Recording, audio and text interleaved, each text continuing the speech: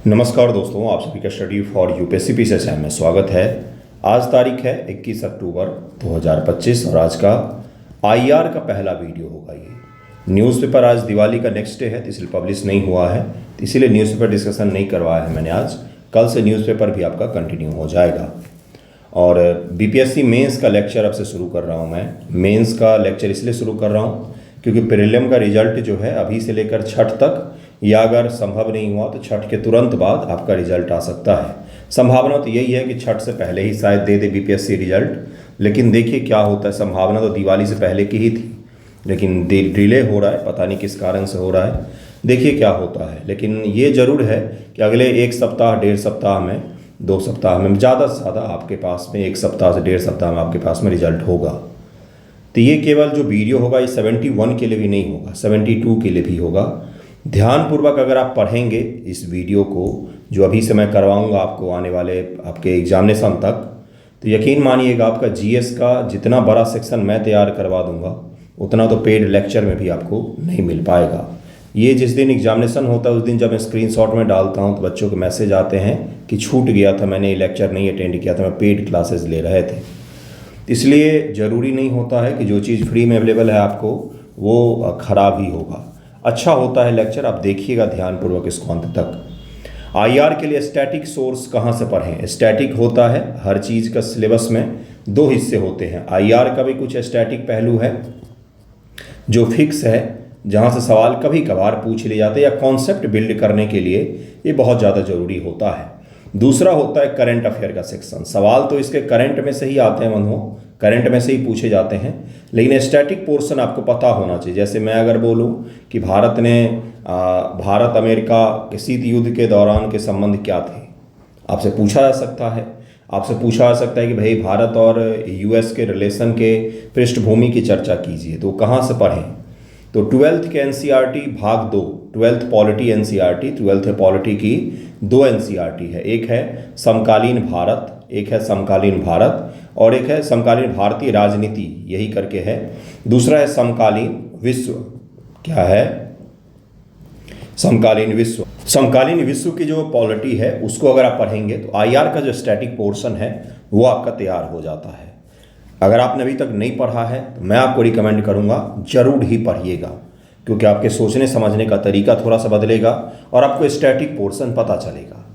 अब ध्यानपूर्वक सुनिएगा, यह वीडियो लेक्चर होगा, कहीं बीच में मैं कोई जोक और कॉमेडी और शायरो शायरी नहीं करता हूँ। शुरू से अंत तक आपको कंटेंट ही मिलेगा।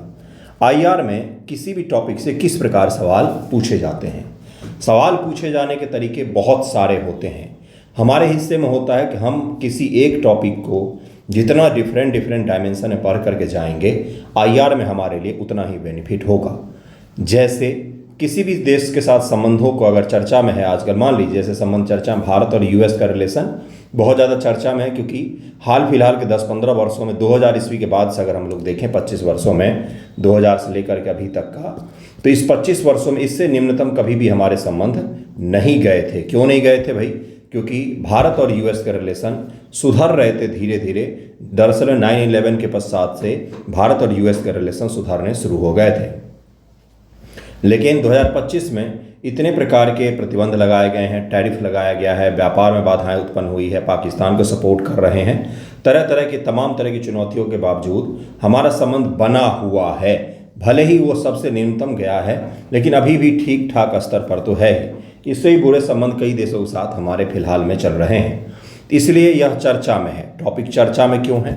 और आपसे पूछ सकता है कि चर्चा में है, इसके बारे में बताइए। जो मैंने बोला वही पूछ लेगा। दूसरा बताएगा कि भारत, और दूसरा डायमेंशन हो सकता है कि भारत और यूएस के रिलेशन की पृष्ठभूमि क्या है, हिस्ट्री क्या है, पृष्ठभूमि क्या है। तो इसमें आपको टाइमलाइन के बारे में पता होना चाहिए। टाइमलाइन क्या होता है भाई? आपके सोशल मीडिया का भी टाइमलाइन होता है। जो सबसे नया पोस्ट होता है वो सबसे ऊपर होता है, फिर नीचे नीचे नीचे नीचे जाते जाते पुराना पोस्ट आपको दिखने लग जाता है। टाइमलाइन, समय क्या क्या बीता है, किस प्रकार से बीता है, क्या क्या कब हुआ है, ये घटनाओं का विवरण ही टाइमलाइन होता है। तो जब भी पृष्ठभूमि पढ़ते हैं आप तो टाइमलाइन पढ़ना पड़ता है कि रिलेशन की शुरुआत कब से कब कौन सी बड़ी प्रोग्रेस हुई है, कब कहाँ पर हमारा संबंध गिरा है, कब उठा है, इस प्रकार से चीज़ों का टाइमलाइन पूरा कब से, तो जब से भारत देश आज़ाद हुआ है तब से लेकर के 2025 तक का टाइमलाइन एक प्रकार से आपके दिमाग में होना चाहिए। सारा याद नहीं होना चाहिए, फिर भी मुख्य मुख्य 4-5 भी अगर आपको फेज याद होंगे तो आप उसको लिख ले जाएंगे।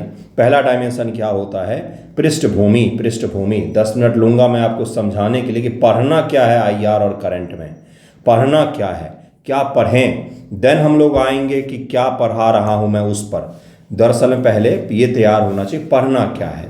पहला क्या हो गया भाई, किसी भी रिलेशन का आईआर में हिस्ट्री पढ़ना पड़ता है, क्योंकि आप शुरू करते हैं 4 पेज में आपसे सवाल पूछा जाता है, तो अगर एक पैरा में आप हिस्ट्री की चर्चा कर दें तो आपके नंबर बढ़ सकते हैं। दूसरा होता है जो करंट में चर्चा में चल रहा है वो इशू, जैसे व्यापार का भी इशू चल रहा है, खालिस्तान का एक इशू है अमेरिका को लेकर के, रूस के साथ तेल को लेकर के है, पाकिस्तान के साथ संबंधों को लेकर के, ये सब क्या हैं, हमारे संबंधों में इशू चल रहा है। H1B वीज़ा को लेकर के है, H1B वीज़ा जो है उसको लेकर के है।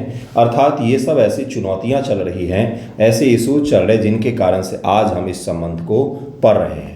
तीसरा आता है अब अलग अलग डायमेंशन, जैसे व्यापारिक डायमेंशन, इकोनॉमिक हमारा रिलेशन क्या है, स्ट्रैटेजिक क्या है, रक्षा सुरक्षा से दृष्टिकोण से क्या है, कल्चर के दृष्टिकोण से क्या क्या है, कल्चर के अलावा और क्या हो सकता है, साइंस एंड टेक्नोलॉजी के दृष्टिकोण से क्या क्या है। आजकल नए फेज जुड़ रहे हैं। आजकल के नए संबंध में एक और चीज़ आता है cyber and space. Cyber and space आपसे पूछ सकता है सेपरेट क्वेश्चन शॉर्ट आंसर में, कि भारत अमेरिका के बीच में जो हाल ही में निसार प्रक्षेपित किया गया है ना, नासा इसरो का, तो आपसे पूछ सकता है अंतरिक्ष संबंधों में भारत और अमेरिका के बीच में हाल ही में प्रोन्नति देखी गई है, इसके बारे में बताइए। तो वहाँ पर आपको निसार के बारे में बताना पड़ेगा, और भी जो भारत और अमेरिका कई सारे पहलुओं पर स्पेस में काम करें उसके बारे में बताना पड़ेगा। ये सब वो चीज़ें मैं आपको समझा रहा हूँ कि किस दिशा में हमें क्या क्या पढ़ना पड़ेगा। अब इतने सारे डायमेंशन में हम ये टॉपिक तैयार कहाँ से करें। पहला सोर्स होता है कि कोई भी आप एक ऐसा मैगजीन जिसमें डिटेल में दिया हुआ रहता है उसको पढ़ें। वन लाइनर वाले मैगजीन से आपका यह टॉपिक तैयार नहीं होता है। 71, 72 दोनों के लिए तो कौन सा मैगजीन पढ़ सकते हैं, तो IR 365 जो विजन का आता है वो पढ़ सकते हैं। सबसे बेस्ट सोर्स होगा वो जो भी लेटेस्ट आया होगा, जब भी का होगा, आई थिंक अप्रैल मई का होगा या जून जुलाई का होगा, देखिएगा। तो वो ले लीजिए, उससे पढ़ लीजिए। और डेली न्यूज़पेपर डिस्कशन खुद से पढ़ने के लिए डेली न्यूज़पेपर डिस्कशन जो मैं रोज़ पढ़ाता हूं, और एक विजन IS IR 365 अरेंज कर सकते हैं। PDF ऑनलाइन मिलता है, प्रिंट करवा सकते हैं, भले देश के किसी भी कोने में हो। थोड़ा महंगा पड़ेगा प्रिंट खुद से करवाना, लेकिन अब मिल तो रहा है ना आपको सही चीज़। या PDF से पढ़ सकते हैं तो फ्री में ही मिल गया। दूसरा वीडियो लेक्चर जो अभी से मैं लाऊंगा, 10 लेक्चर करीब में होंगे, उन 10 टॉपिक से ही सवाल आपके पूछे जाएंगे 72 मार्क्स के। जब मैं बोल रहा हूँ तो आपके लिए काफ़ी ज़्यादा सही रहेगा, या पढ़िएगा इसको। अब ज़रा शुरू करते हैं कि क्या क्या है भारत और US के संबंध, क्यों चर्चा में है। IR में जब आंसर राइटिंग करते हैं बंधुओं, एक चीज़ सुनिएगा आप, सबसे इम्पॉर्टेंट चीज़ यही है।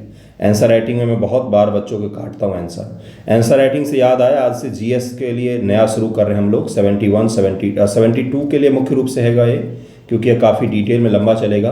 तो जिन्हें जुड़ना हो जुड़िएगा। दिवाली ऑफर कल एंड हो जाएगा, तो उससे पहले जुड़ेंगे तो कुछ पैसे आपके बच जाएंगे। तो जुड़िएगा, आज से ही शुरू कर रहा हूँ मैं। GS2 इससे पहले करेंगे, फिर GS1 निबंध तो होगा ही, सरप्राइज टेस्ट भी होता है कभी कभार, 2 वीक में तो एक बार हो ही जाता है। ओके, देखिए आज का पहला और सबसे मुख्य चीज़ क्या यहाँ से शुरू कर रहे हैं हम लोग। IR में जब आप आंसर राइटिंग करते हैं तो सवाल क्यों पूछा गया है आपको, ये आपको सवाल पढ़ करके समझना पड़ता है एग्जामिनेशन में, या यहाँ पर भी जो मैं देता हूँ। अगर मैं यहाँ पर आपसे पूछ रहा हूँ कि भारत और UK के संबंधों के बारे में लिखिए, मैं आपसे पूछ रहा हूँ, या फिर मैं आपसे पूछ रहा हूँ कि भारत और सऊदी अरब के संबंध के बारे में लिखिए, हाल के उसमें प्रोन्नति और चुनौतियों को स्पष्ट कीजिए, क्वेश्चन हो गया। अब आप उसको कहाँ से शुरू करेंगे, सबसे बड़ा चैलेंज बच्चों का यही होता है IR में, कहाँ से शुरू करें। तो जो भारत और सऊदी अरब का नाम सुनते ही आपके दिमाग में सबसे पहला चीज़ क्या आता है, हाल फिलहाल के करंट अफेयर आना चाहिए। आप यहाँ से शुरू कर सकते हैं कि हाल ही में सऊदी अरब और पाकिस्तान ने रक्षा समझौते पर साइन किया है, जिसके तहत एक देश पर हमला दूसरे देश पर हमला माना जाएगा। भारत के लिए आने वाले समय में पाकिस्तान के साथ संबंधों को देखते हुए ये जो रक्षा समझौता है वो चुनौती बन सकता है। छोटा सा इंट्रो हो गया। इससे सवाल चेक करने वाले को लिए लग जाता है ना कि मैंने क्यों पूछा, ये इस व्यक्ति को पता है। ठीक है, जैसे भारत और यूएस का संबंध है तो उसकी शुरुआत आप कहाँ से करेंगे? शीत युद्ध के दौर से करेंगे क्या? बिल्कुल गलत तरीका, नहीं करना चाहिए ऐसा कभी। कहाँ से शुरू करेंगे कि हाल ही में ट्रंप सरकार के द्वारा भारत पर भारी मात्रा में रेसिप्रोकल टैरिफ लगाया गया है, जिसके कारण से भारत और यूएस के संबंध अपने निचले स्तर तक पहुँचे हैं। उसके बाद से हेडिंग बनाइए, जो सवाल पूछा गया उसको लिखिए। इसी प्रकार से भारत यूके अगर पूछा जाता है तो कहाँ से शुरू करें? यहाँ से शुरू करें कि हाल ही में भारत और यूके ने फ्री ट्रेड एग्रीमेंट को साइन किया है।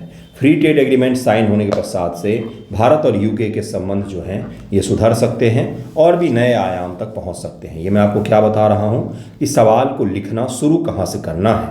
एग्जाम में आंसर ऐसे ही लिखना होता है। आंसर राइटिंग और जियो पॉलिटिक्स को बकैती करने में अंतर होता है। आपने देखा होगा बच्चे डिबेट करते रहते हैं, अमेरिका, रूस, इजराइल। वो डिबेट वाले पॉइंट आप आंसर में नहीं लिख सकते हैं। आंसर वही लिखेंगे जो तथ्यात्मक फैक्चुअल रूप से करेक्ट हो और सही हो जो पूछा गया है। आपसे ये नहीं पूछा जाएगा कि भारत अमेरिका की युद्ध हो जाती तो क्या करना है, नहीं पूछा जाएगा। ठीक है, तो इसलिए थोड़ा सा सही से पढ़िएगा। अब शुरू करते हैं। सारा पृष्ठभूमि आपके दिमाग में बता दिया है मैंने कि कैसे सवालों को लिखना है, कहाँ से पढ़ना है, रिजल्ट का क्या अपडेट है और अब क्या क्या इससे पढ़ने वाले हैं उसको जरा देखिए। हाल ही में मतभेद हुए हैं बहुत बड़े स्तर पर। क्यों हुआ है? पहला कारण क्या है? Reciprocal tariff. इसको क्या कहा था? जैसे का तैसा टैरिफ। आपने हम पर 50% लगाए, हम भी आप पर 50% लगा देंगे।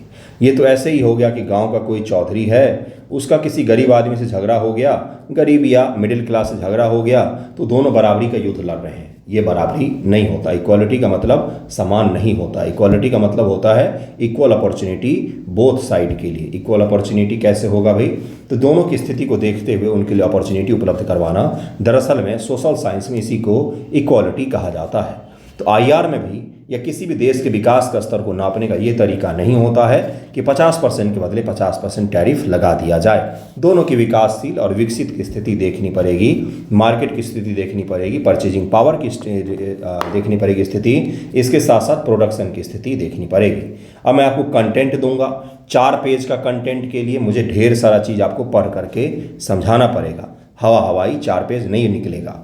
देखिए क्या है, शीत युद्ध के दौरान वैचारिक मतभेद से शुरू होकर के अब एक मजबूत रणनीतिक साझेदारी के रूप में विकसित हो चुका है। दरअसल में जब शीत युद्ध का दौर चल रहा था सेकेंड वर्ल्ड वॉर के पश्चात से, तो भारत जो है वो किसी के भी पाले में नहीं था। हम लोग गुटनिरपेक्ष आंदोलन, जिसको नाम कहा जाता है, इसको हमने शुरू किया था। नाम जो है अर्थात नॉन अलाइंड मूवमेंट। हम किसी भी पक्ष के साथ में, सोशलिस्ट पक्ष यूएसएसआर और कैपिटलिस्ट पक्ष यूएस के पक्ष में हम नहीं रहेंगे।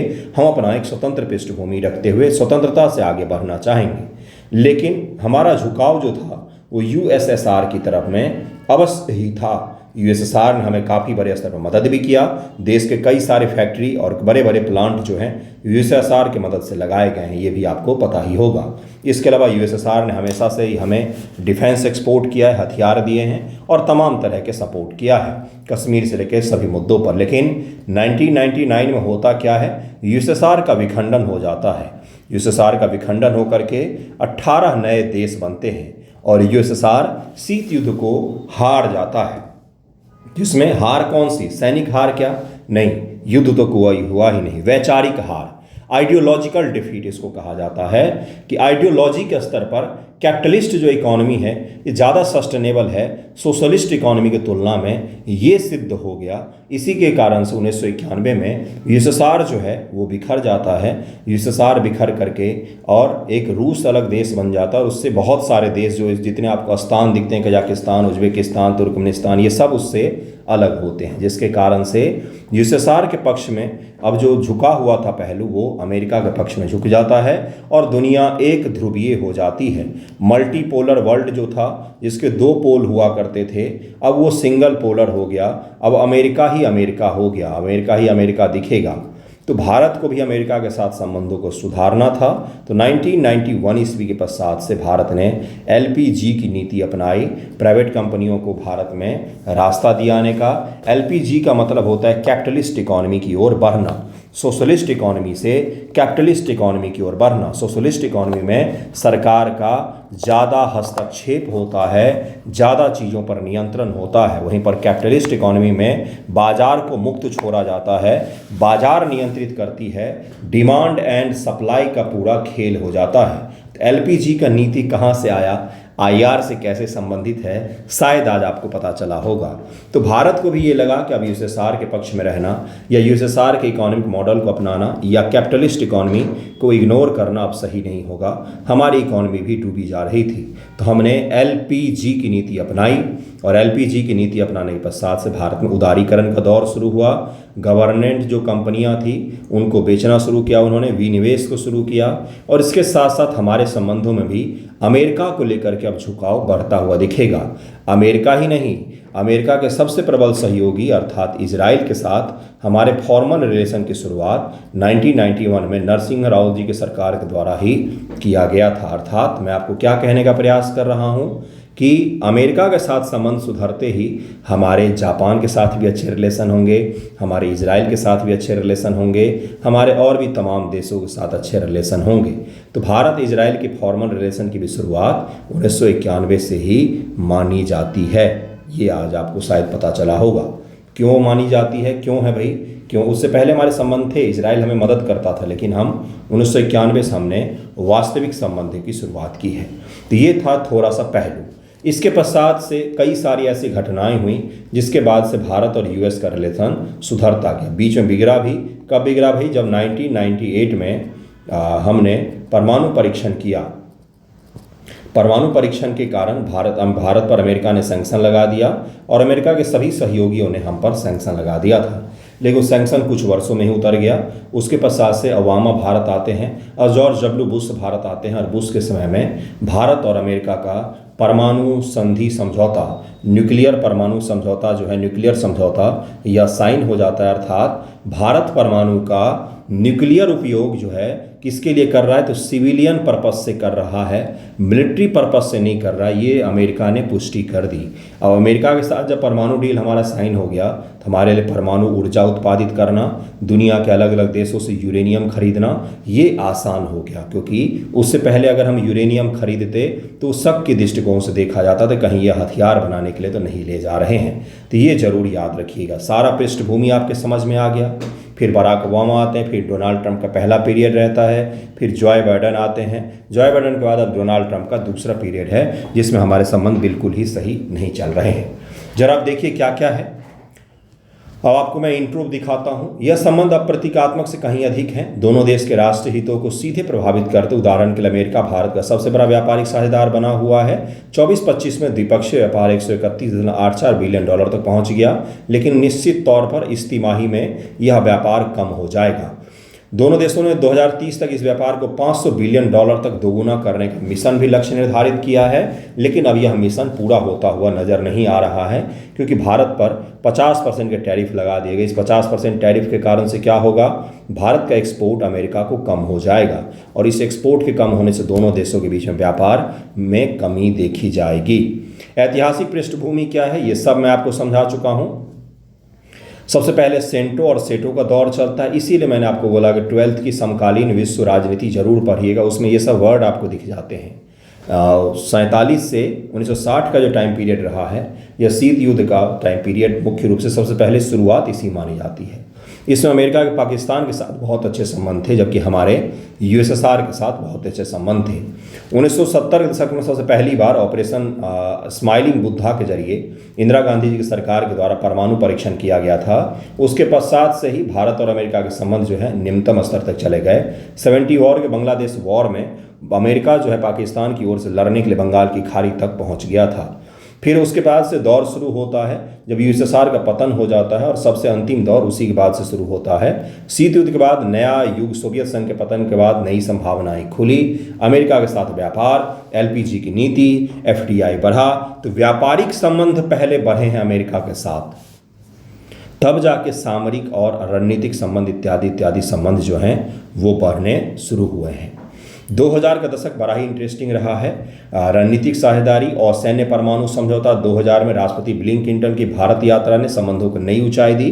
2005 का और सैन्य परमाणु समझौता ऐतिहासिक था, जिसको 1-2-3 समझौता भी कहा जाता है, जिससे 30 वर्ष पुराने प्रतिबंध समाप्त किए, भारत को परमाणु शक्ति के रूप में मान्यता दी गई और ऊर्जा का सहयोग जो है बढ़ा, जिसके पश्चात से ये चीज़ साबित हो गया कि भारत अपने न्यूक्लियर का उपयोग सिविलियन पर्पज से कर रहा है। 2010 का दशक सामरिक और रक्षा संबंधों को मजबूत किया गया। ओबामा काल में रक्षा सहयोग मजबूत हुआ। 2016 में भारत के प्रमुख रक्षा साझेदार नामित किया गया। 2 संयुक्त अभ्यास मालाबार और बहुत सारे अभ्यासों में भारत जो है अमेरिका के साथ पार्टिसिपेट करता है। 2016 में लेमोआ, ये क्या है तो रक्षा समझौता है भारत और यूएस के बीच में। कॉमकासा 2018 में साइन किया गया। क्वाड की पुनः शुरुआत हुई, जिससे अमेरिका और भारत के संबंध नए स्तर तक पहुंच रहे थे। अभी मैं एक बार भी ये मैंने चर्चा नहीं किया है कि क्यों हमारे संबंध मजबूत हो रहे हैं। अब मैं आपको बताऊंगा। पहला कारण है वही चीज़ जो होता है, जो बड़ा ही आसानी से भारत में लोग बोल देते हैं कि दुश्मन का दुश्मन दोस्त होता है। तो चीन जो है यह कॉमन एनिमी के तौर पर काम आया। एनिमी से भी ज़्यादा कंपटीटर कह सकते हैं। भारत और यूएस के लिए कंपटीटर रहा, खास तौर से यूएस के लिए कंपटीटर था। तो यूएस को दिखा भारत में पोटेंशियल दिखा कि भाई अगर भारत को सपोर्ट किया जाए तो वो चीन को टक्कर दे सकता है। चीन एक लोकतांत्रिक सरकार नहीं है, जबकि भारत एक लोकतांत्रिक सरकार है। तो भारत और यूएस के रिलेशन जो है बाय नेचुरल होंगे, प्राकृतिक संबंध होगा, कोई बाई फोर्स नहीं होगा और ख़राब भी नहीं कर पाएगा कोई हमारे संबंधों को, क्योंकि यह प्राकृतिक संबंध है। इसमें कुछ भी अनैतिक नहीं है, कोई ज़बरदस्ती का बनाया हुआ संबंध नहीं है। ओके। व्यापक वैश्विक साझेदारी, कोविड-19, चीन की आक्रामकता, जलवायु मुद्दे, बेका, अलग अलग समझौतों के कारण से भारत और यूएस का संबंध सही होना शुरू हुआ। पहला कारण चीन का फैक्टर। दूसरा कारण क्या हो सकता है? व्यापार। तीसरा कारण आतंकवाद। चौथा कारण क्या हो सकता है? कल्चरल संबंध हमारे अच्छे हो गए। भारतीय बहुत सारे यूएस में रहते हैं और हमारे का सांस्कृतिक संबंध सुधारने शुरू हुए। भारतीय प्रोफेशनल्स वहाँ पर बड़ी मात्रा में काम करते हैं। अगला कारण भारत और रूस के संबंधों के कारण भारत और अमेरिका के संबंध भी सही हुए। अमेरिका हमेशा से चाहता था कि भारत जो है वो रूस के पाला छोड़ करके अमेरिका के पाला में आ जाए, वेस्टर्न कंट्री के साथ में कोलैबोरेट ज़्यादा करे, न कि चीन और रूस के साथ में करे। तो ये कुछ कॉमन कॉज हैं जिसके कारण से हमारे संबंध जो हैं वो अच्छे संबंध बने हुए हैं। कॉमन कॉज को भी याद रखिएगा। आपसे यही पूछ सकता है, इंटरव्यू में ही पूछ लेगा। अभी आप 70 का इंटरव्यू शुरू होगा मेंस के रिजल्ट के बाद, तो आपसे पूछ सकता है कि भारत और यूएस के संबंध क्यों सुधारने शुरू हुए थे, तो आपको बताना पड़ेगा ये सब कारण। ठीक है, पहला देखिए क्या है। पहला हम लोग रक्षा समझौता को पढ़ेंगे, जिसमें है GSOMIA, ये 2000 का है। सैन्य जानकारी की गोपनीयता सुरक्षित करना, खुफिया साझा की आधारशिला रखना, मतलब इंटेलिजेंस इनपुट जो होंगे, चाहे वो CIA के पास में हो, चाहे RAW के पास में हो, या अलग अलग संस्थाओं के पास में हो, सरकारों के पास में हो, सरकार एक दूसरे से खुफिया सूचनाएं आदान प्रदान करेंगी, जिससे क्या हो, एक दूसरे की सुरक्षा को सुनिश्चित किया जा सके। लेमोआ 2016 में साइन किया गया। लॉजिस्टिक आदान प्रदान, सैन्य अभियानों में सुविधा, जैसे ईंधन भराई। अब मान लीजिए मान लीजिए ईरान पर अटैक करने के लिए यूएस को जाना है, तो भारत को अगर उसका प्लेन है, उसके प्लेन में तेल ख़त्म हो गया है, तो वो भारत के किसी सैन्य बेस पर उतर करके या किसी सिविल बेस पर उतर करके वहाँ पर फ्यूल ले सकता है। इसी को कहा था लॉजिस्टिक सपोर्ट। कौन सा लॉजिस्टिक सपोर्ट? तो सैन्य लॉजिस्टिक सपोर्ट, यह 2016 में साइन हुआ। कॉमकासा, संचार संगतता से वास्तविक समय डेटा साझा करना, जो संयुक्त अभियानों को मजबूत करता है, ज्वाइंट ऑपरेशन इत्यादि में मजबूत करेगा। बेका साइन किया गया 2020 में। भौगोलिक डेटा साझा से निगरानी क्षमता बढ़ी। इसके अलावा 10 वर्षीय रक्षा फ्रेमवर्क प्रस्तावित है, जो सह उत्पादन जैसे जेवलिन मिसाइल, स्ट्राइकर वाहन को बढ़ावा देगा। STA-1 दर्जा से भारत को उन्नत प्रौद्योगिकी पहुंच मिल सकती है और अलग अलग हमारे एडवांस टेक्नोलॉजी हमें प्राप्त हो सकता है और अमेरिका भारत की क्षमताओं का उपयोग कर सकता है। अर्थात हमारे संबंध शानदार थे पिछले साल तक, 2024 के दिसंबर तक बहुत ही अच्छे थे। ये ट्रंप के आने के पश्चात से व्यापारिक संबंध बहुत ज़्यादा बिगड़ गए हैं, रक्षात्मक संबंध अभी भी बने हुए हैं। देखिए उसमें आगे क्या होता है। अगला देखिए क्या है कि अगर ऊर्जा सुरक्षा की हम लोग बात करें, पहला मैंने आपको क्या बताया, डिफेंस बताया। ऊर्जा सुरक्षा और इत्यादि की अगर हम लोग बात करें तो परमाणु ऊर्जा और एलएनजी जो नेचुरल गैस होते हैं उनके सबसे बड़े आपूर्तिकर्ता में से एक अभी भी बना हुआ है यूएस, और यूरेनियम इत्यादि में भी मददगार बना हुआ है। ग्लोबल बायोफ्यूल अलायंस में भी हाल ही में दोनों देशों ने पार्टिसिपेट किया है, तो यह भी एक पहलू है जहां पर हम दोनों के संबंध सही हैं। प्रौद्योगिकी नवाचार की बात करें तो आईसीईटी क्या होता है, इसको कहा जाता है initiative on critical and economic रूप से इमर्जिंग जो टेक्नोलॉजी होते हैं उनको लेकर के यह एक समझौता है, जिसको क्या कहा जाता है, इसको कहा जाता है initiative on critical and emerging technology इसको कहा जाता है। तो ये भी हम दोनों देशों के बीच में साझेदारी में बना हुआ है, इस पर भी दोनों देशें काम कर रही हैं। अगला क्या है, इंडस एक्स अंतरिक्ष ऊर्जा निवेश के लिए ब्रिज है। इसके अलावा हाल ही में निसार की आप चर्चा कर सकते हैं। ये सब क्या है, ये सब है विज्ञान प्रौद्योगिकी के दृष्टिकोण से हमारे क्या संबंध हैं, ये है ये चीज, ठीक है।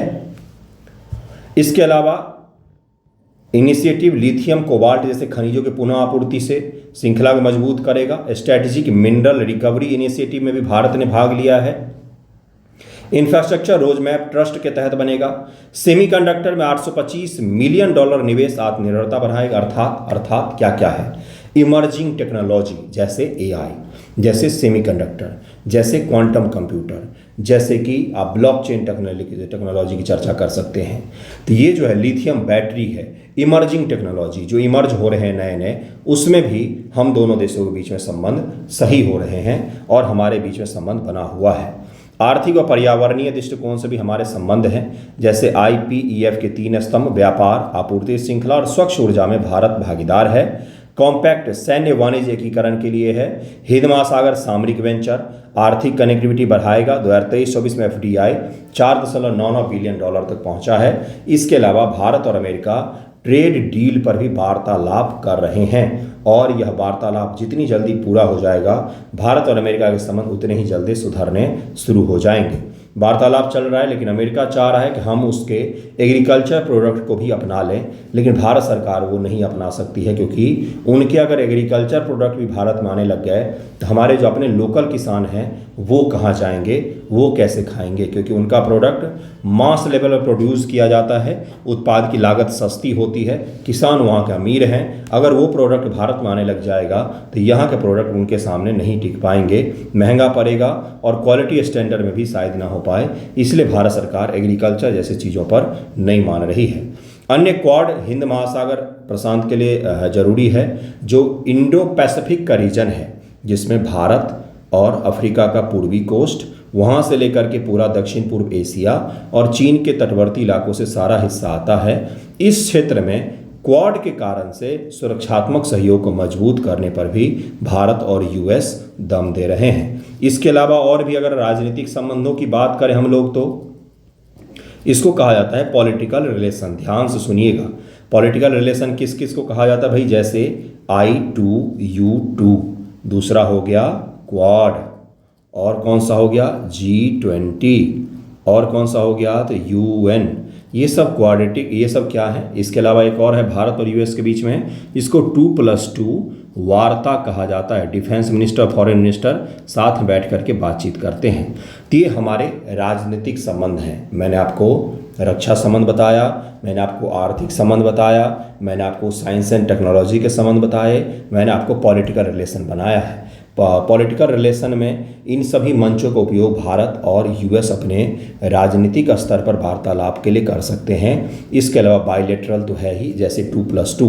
तो ये सारे वो मंच हैं जो भारत और यूएस साझा करते हैं। इसके अलावा भी और कोई संबंध होता है तो देखिए अगला क्या, अंतरिक्ष सहयोग। अगला है अंतरिक्ष सहयोग। दोनों पक्षों में 2025 में भारत और अमेरिका के बीच में एक्जियोम कंपनी हुआ, पता ही आपको, जो शुक्ला जी गए थे कहाँ पर, स्पेस में। इसके अलावा निसार है, निसार की चर्चा मैंने की थी और 1-2 की चर्चा मैंने की है। इंडो पैसिफिक रीजन में स्थिरता पर बल देते हैं दोनों देश, ये भी है। और अगला आता है कल्चरल रिलेशन या पर्सन टू पर्सन रिलेशन। दोनों देशों में लाखों लोगों के बीच में अच्छे संबंध होते हैं क्योंकि बहुत बड़ी मात्रा में भारत के लोग अमेरिका में रहते हैं। इसको भी कम करने का प्रयास किया जा रहा है। H1B वीज़ा का फीस जो है 8 लाख से बढ़ा करके 80 लाख कर दिया गया अमेरिका के द्वारा। तो इससे कल्चरल संबंधों पर जरूर ही इम्पैक्ट पड़ेगा। दोनों देश साझा मूल्यों को साझा करते हैं, जैसे मानवाधिकार, जैसे लोकतांत्रिक अधिकार होने चाहिए, जैसे फ्रीडम ऑफ एक्सप्रेशन होना चाहिए, जैसे कि रूल बेस्ड वर्ल्ड इकोनॉमी होनी चाहिए। तो ये दोनों देशों के बीच में कल्चरल और वैल्यूज़ के जो रिलेशन हैं उसमें आप इसकी चर्चा कर सकते हैं। अब कुछ कुछ चीज़ों को देखते हैं कि चुनौतियाँ कौन कौन सी आई हैं हाल। देखिए, पहली चुनौती तो वही है, क्या है भाई, तो व्यापारिक संबंध हमारे बहुत ख़राब हो गए हैं रेसिप्रोकल टैरिफ के कारण से। दूसरी चुनौती है असंतुलन, व्यापार में असंतुलन था भाई, भारत के पक्ष में झुका हुआ था जिसको अमेरिका के पक्ष में झुकाना चाहते हैं ट्रंप महोदय, लेकिन भारत और अमेरिका की इकोनॉमिक कंडीशन बिल्कुल ही अलग अलग है। जीएसपी की समाप्ति 2019 में कर दिया गया जिसके तहत भारत को वरीयता प्राप्त थी, लेकिन इसको समाप्त कर दिया गया।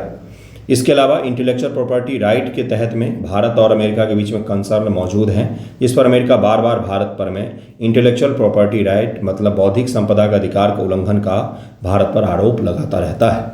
भू राजनीतिक दृष्टिकोण से देखेंगे तो रूस यूक्रेन पर भारत की संतुलित नीति जो है, जैसे रूस यूक्रेन का भारत ने कभी खुलकर के विरोध नहीं किया, हमने रूस के साथ व्यापारों को बंद नहीं किया, हमने रूस के ऊपर प्रतिबंध लगाने की वकालत नहीं की, ये एक बहुत बड़ी चुनौती है।